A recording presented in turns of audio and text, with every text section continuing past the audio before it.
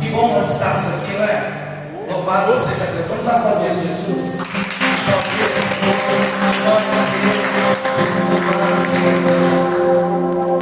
Quero muito assim confirmar tudo aquilo que nós já vivemos aqui, né? Porque Deus já fez muito, né, conosco.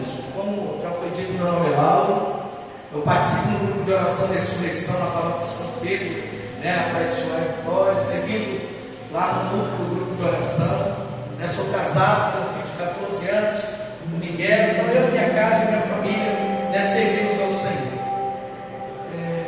O tema dessa noite é ergue-te e recomeça no amor. Ergue-te e recomeça no amor. Eu queria ser muito louvado a Deus, porque tudo aquilo que nós já fomos rezando, partilhando, vivendo, de fato é o que o Senhor Ele deseja que nós experimentemos na essência nessa noite. E Deus falava sobre o coração que esse tema é para nós experimentarmos, mas para que nós também sejamos instrumentos desse tema para a vida de outras pessoas. E aí a gente percebe a unidade daquilo que nós estamos vivendo aqui, sabe? Porque o cenário começou assim, como você disse, com poucas pessoas, mas foi a partir daquele episódio que a palavra de Deus começa a se alastrar. Foi a partir daquele episódio que outras pessoas passam a ter uma experiência genuína e verdadeira com Deus. Então Deus ele já começou a possibilitar que nós experimentemos este cuidado, este tema, esta palavra. Mas eu ouso em dizer que Deus essa noite, além dele nos erguer, Ele quer fazer com que eu e você, com que nós sejamos instrumentos para erguer outras pessoas. Aleluia, Deus, obrigado. Queridos, essa realidade que o irmão partilhava aqui é uma realidade que nós temos vivido nos grupos de oração, aonde a gente vai pregar, né? Eu tenho certeza que esse não foi o sentimento, mas nós não devemos olhar para essa realidade, né, com tristeza. Nós precisamos olhar como oportunidade de nós sairmos, né? Mês de outubro, mês das missões, né? Oportunidade de nós sairmos, de nós irmos anunciar a palavra, de nós irmos anunciar esse Deus que nos é. Nós estamos vivendo um tempo de abatimento, a palavra de Deus vai dizer isso. Chegará um tempo onde a fé de muitos esfriará. Nós temos vivido, meus amados irmãos, este tempo, né? Ergue-te e recomeça o amor. Quem precisa ser erguido é quem está caído, não é verdade? Quem precisa ser levantado é quem está prostrado. Quem precisa de uma mão para poder colocar de pé é aquele que caiu. E quantas são as forças que têm investido contra nós para nos prostrar no chão, para nos colocar no chão? Dentre elas nós sabemos, como vai dizer aqui a palavra, o pecado. Mas quantas situações nós estamos vivendo, ou pessoas que nós conhecemos que outrora caminhavam conosco, pregavam conosco, rezavam conosco, estavam aqui conosco, mas que por algum motivo pararam, estacionaram, desanimaram. Sabe-se lá quais foram as forças que fizeram essas pessoas se prostrarem. Nós somos chamados por Deus essa noite a experimentar isso, essa palavra, mas também sair daqui essa noite com essa consciência. E aí eu quero ter, e eu estou tomando posse disso.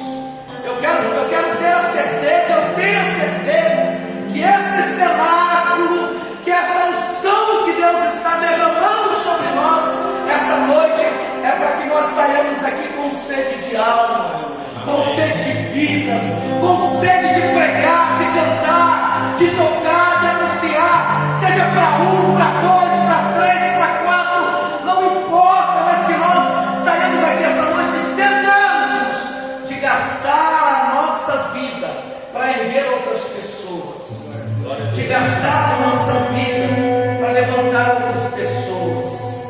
A palavra que nós meditamos está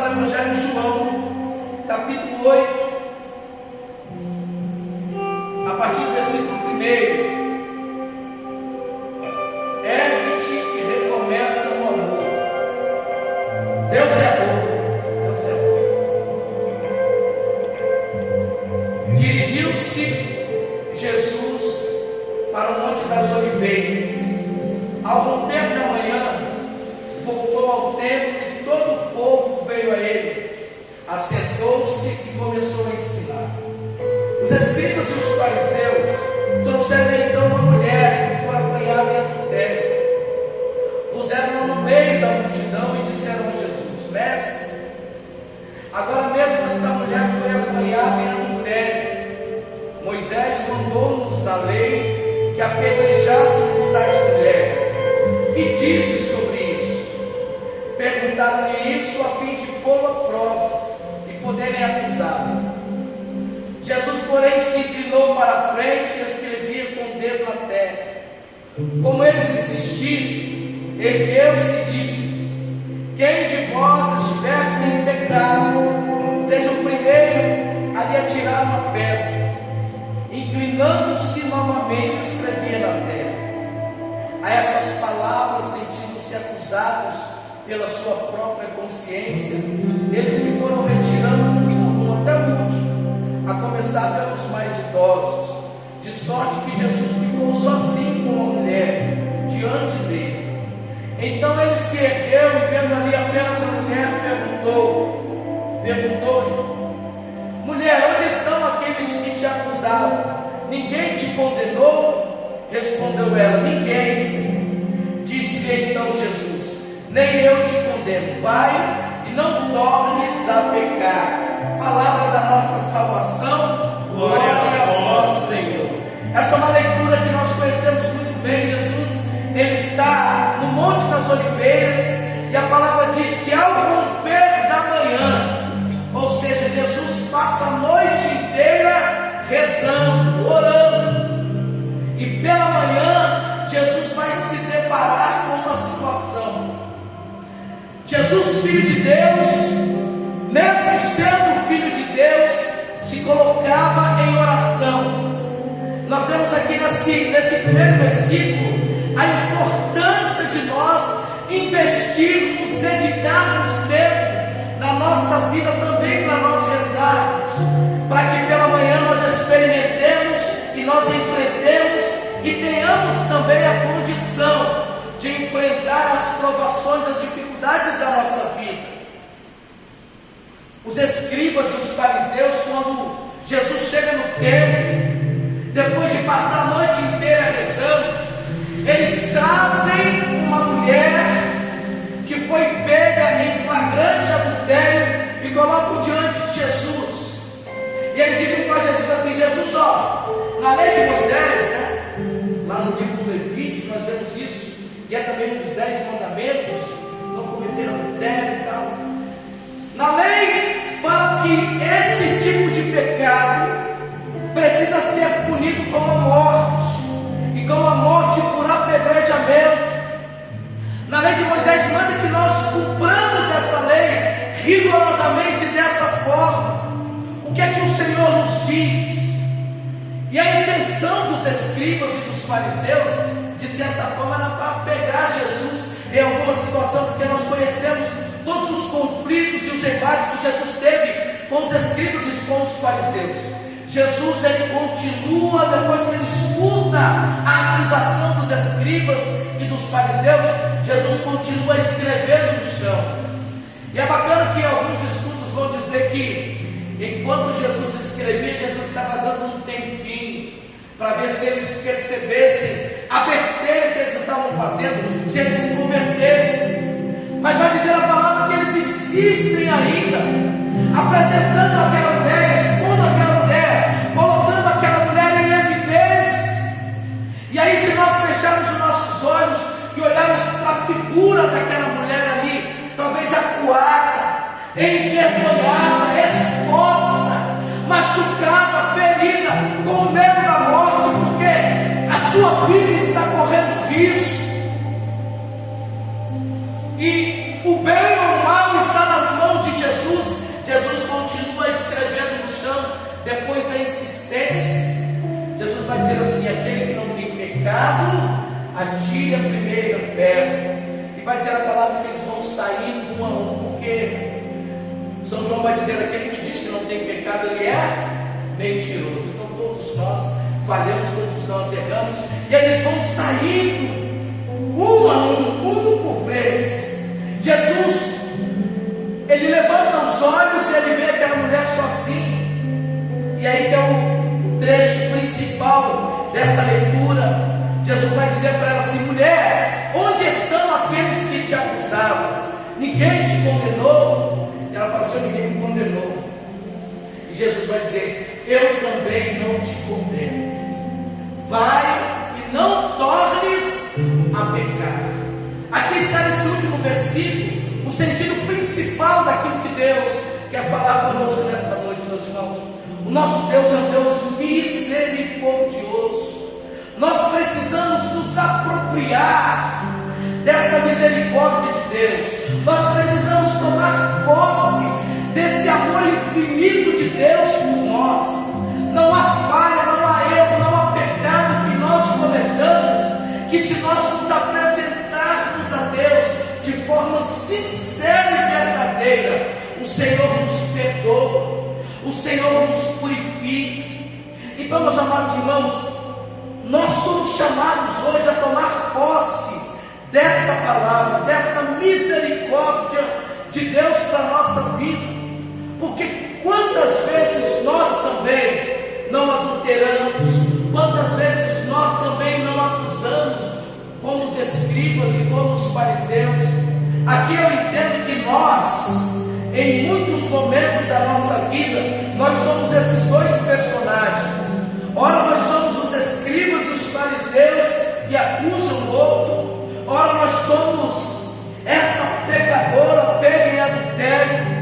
Mas independente de qual seja a realidade, nós precisamos olhar para a misericórdia de Deus. Precisamos olhar para o amor infinito que o Senhor tem por nós, porque o Senhor, Ele não quer nos condenar. Mulher, ninguém te condenou, não. Ninguém me condenou, eu também não te condeno. O desejo de Deus não é nos condenar. O desejo de Deus é nos salvar, é nos libertar, é nos levantar, é nos restaurar, é nos renovar. Meus irmãos, quantas pessoas que deixaram talvez de estar aqui conosco, ou de caminhar com Jesus, desistiram da fé, desistiram de Deus, porque olharam para a sua vida e se julgaram tão miseráveis, tão pecadoras, a ponto de dizer assim: não, eu não quero mais me relacionar com o Senhor, porque eu não sou digno de estar na presença de Deus. E aí nós olhamos para essa palavra e nós vemos que é totalmente o contrário. Quanto mais eu falho, quanto mais eu erro, quanto mais eu peco, quanto mais eu caio, eu preciso olhar para a misericórdia de Deus, olhar para esse Deus que me dá todos os dias a oportunidade de recomeçar, a oportunidade de me levantar, a oportunidade de olhar para Ele, e aí Ele me dá a mão, Ele me coloca de pé. Quando eu estava vindo para cá, eu estava lembrando, né, da pregação assim, e eu fiquei lembrando quando eu estava saindo das drogas, quanto eu já estava com vergonha do Pai, porque quando eu ia lá, eu confessava muito na paróquia Santa Rita, às vezes na São Francisco de Assis, né, confessava pouco para mim porque tinha vergonha do Pai, né, e aí eu ia confessar, falava: pois tomara que não seja o padre fulano de tal, porque ele já sabe o meu pecado. Foram muitas vezes que eu fui confessar o mesmo pecado. Foram muitas vezes que eu fui lá confessar: padre, eu caí de novo, eu errei de novo. Às vezes ficava logo no início, ficava 4, 5 meses sem usar drogas, aí depois saía e caía de novo e voltava lá na confissão. Mas o bonito disso tudo é que Deus me dava a graça de experimentar esse recomeço, que é o que Deus está falando conosco nessa noite. Nós precisamos tomar posse desta palavra de Deus para nós. Precisamos tomar posse da misericórdia de Deus para a nossa vida, tomar posse desse Deus que nos ama, desse Deus que derrama sobre nós a sua graça, que nos lava, que nos limpa, que nos purifica.